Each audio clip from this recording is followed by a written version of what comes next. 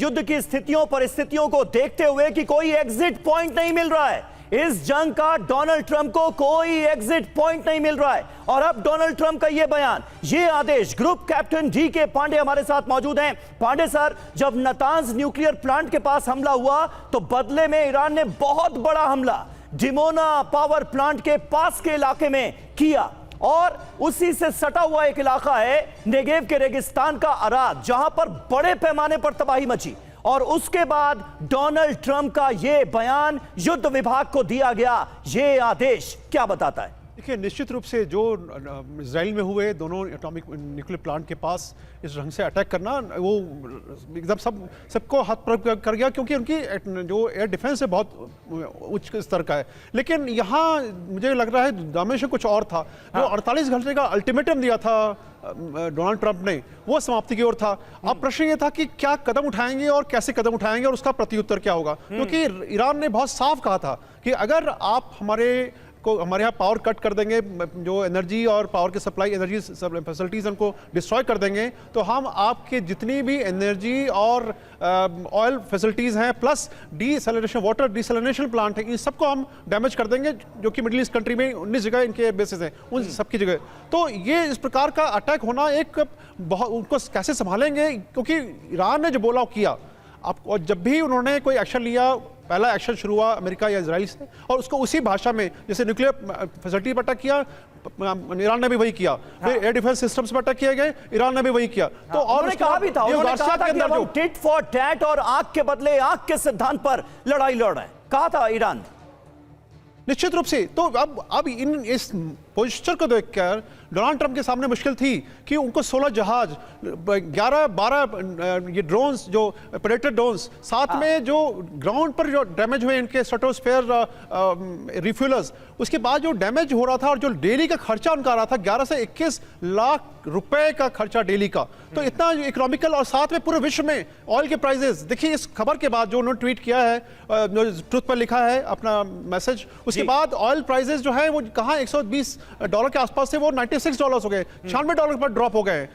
सभी देशों के जो सेंसेक्स है वो इंप्रूव होने लगे, लोगों में आशा किरण जामी। लेकिन उस पर भी कुठाराघात हुआ जब ईरान ने कहा कि भाई कोई बातचीत हो ही नहीं रही है और हमें नहीं पता, ये ट्रंप का एक छलावा भर है। तो सही बात है सर, और ये बात डे 1 से कही जा रही थी कि ईरान पर ये जंग थोपी गई है। ऐसे वक्त में जब मस्कट के बाद जिनेवा में बातचीत चल रही थी और ईरान बहुत सारी शर्तें मानने के लिए तैयार हो गया था, तो बातचीत के दौरान फिर इस तरह के हमलों का मतलब क्या है? और इन तमाम दिनों में जंग के जो विध्वंस हुआ है उसके लिए कहीं ना कहीं डोनाल्ड ट्रंप की नीतियों को जिम्मेदार ठहराया जा रहा था। और अब डोनाल्ड ट्रंप ने अपने इरादों से यू टर्न लिया है, अगर यह कहा जाए तो गलत नहीं होगा। एक और अहम खबर, अमेरिका ने इजराइल को बातचीत की जानकारी दी। अमेरिका ने इजराइल को बातचीत के बारे में बताया है। ईरान के बुनियादी ढांचों पर हमला स्थगित होने की जानकारी इजराइल को भी दे दी गई है। देखिए, ये एक और अहम खबर, क्योंकि बेंजामिन नेतन्याहू काफी ज्यादा बेचैन नजर आ रहे थे डोनाल्ड ट्रंप के इस ऐलान के बाद। अब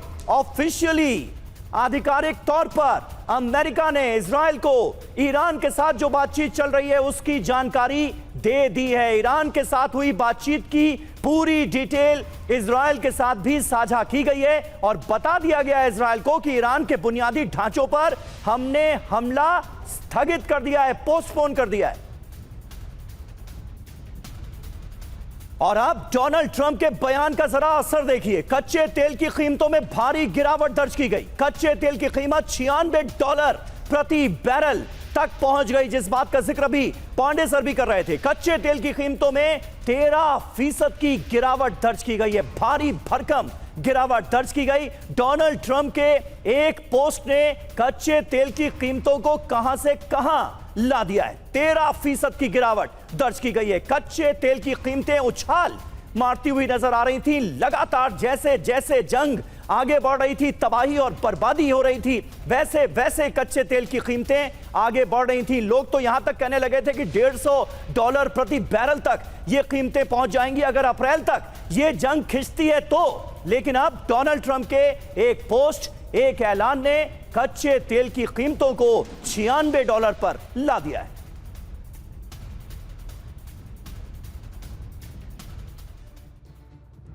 तो देखिए, ये है ट्रंप का सरेंडर या फिर कोई नया छल। जी हां, ईरान पर 5 दिन तक सैन्य हमले नहीं होंगे, यह डोनाल्ड ट्रंप ने साफ तौर पर अपने आदेश में कहा है। और अमेरिका का जो युद्ध विभाग है, जो वॉर डिपार्टमेंट है, उसे आदेश दिए ऊर्जा इंफ्रास्ट्रक्चर पर, यानी एनर्जी इंफ्रास्ट्रक्चर पर 5 दिन तक हमला नहीं होगा। यानी एक तरह से 5 दिन की राहत देते हुए वो नजर आ रहे हैं। 5 दिन का इसे आप इनडायरेक्टली सीज फायर भी मान सकते हैं, कह सकते हैं, लेकिन डोनाल्ड ट्रंप ने इस शब्द का इस्तेमाल नहीं किया है, सीज फायर का इस्तेमाल नहीं किया है। पावर प्लांट पर हमले का प्लान जो है वो 5 दिन के लिए टाल दिया गया है, पोस्टपोन कर दिया गया है प्लान को, ये वो कह रहे हैं। युद्ध विभाग को हमले टालने का आदेश दिया है। अब आप इसे ट्रंप का सरेंडर समझिए या फिर यह समझिए कि अमेरिका कोई साजिश कर रहा है, क्योंकि ईरान की तरफ से तो यही कहा जा रहा है कि यह ट्रंप का षड्यंत्र है, कोई बातचीत नहीं चल रही है। 2 दिनों से ईरान के साथ अच्छी बातचीत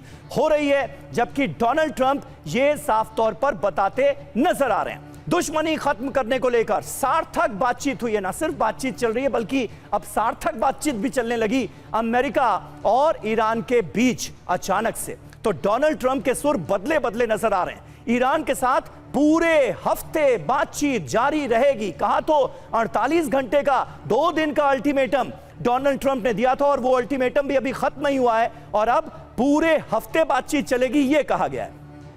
डील की दिशा में आगे बढ़े हैं दोनों देश, यानी न सिर्फ बातचीत हो रही है बल्कि बातचीत जो है वो रंग लाती हुई भी नजर आ रही है। 2 दिन की अच्छी बातचीत हुई है और बैठकों के जो नतीजे हैं उन पर आगे फैसला लिया जाएगा, ये साफ तौर पर डोनाल्ड ट्रंप कह रहे हैं। कमांडर बिक्रमजीत सिंह, ये जो डोनाल्ड ट्रंप ने यू टर्न लिया है, इसकी सबसे बड़ी वजह आपको क्या नजर आती है?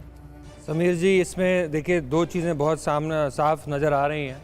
पिछले कुछ दिनों से चल रहा था कि इजराइल और अमेरिका दोनों अभी एक मत के नहीं लग रहे हैं, उनमें मतभेद नज़र आ रहा है, साफ नज़र आ रहा है। क्योंकि ये पेपर में भी आया था, आपने देखा था, उनके जो काउंटर टेररिज्म चीफ थे कैंट, वो भी उन्होंने इस्तीफा दिया था ये बोल के कि इजराइल ने अपना एजेंडा पुश करने के लिए अमेरिका को वॉर में खींचा। उन्होंने तो यह भी कहा कि ईरान से कोई खतरा नहीं था अमेरिका, बिल्कुल इमिनेंट थ्रेट नहीं था, तो क्यों हम गए, उन्होंने ये भी बिल्कुल सही कहा था। तो अभी ये एक दोनों के बीच में जो उनके जो डिफरेंट ऑफ ओपिनियन है वो अभी ओपनली नजर आ रहा है।